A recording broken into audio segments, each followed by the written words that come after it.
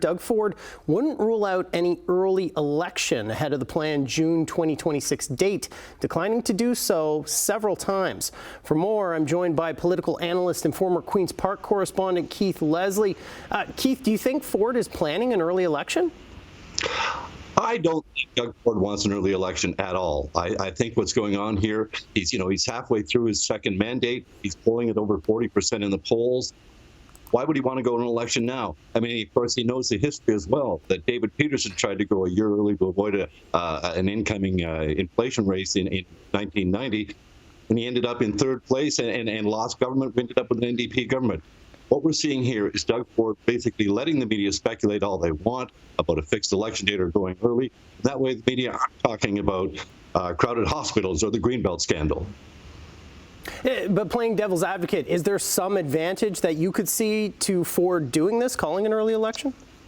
Well, the theory is that Ontario likes to vote, different governments in Queen's Park and Ottawa. So if he went early now, it would be before the federal election in 2025, October 2025, which Pierre Poilievre and the Conservatives are expected to win. So there's that theory, but I just don't buy that at all. I think it would be a huge gamble for him at this point to get basically 2 more years if he goes early at this point. So why would the government do it? I mean, I don't think the Ford Conservatives are at all the same as the Poilievre Conservatives either. So I don't think Ontarians go into the poll thinking, well, we better have a different government at Queen's Park than we do at Parliament Hill. Bonnie Crombie and the Liberals are still in a bit of a rebuilding phase, let's say. Do you think they'd be competitive if an election was called today?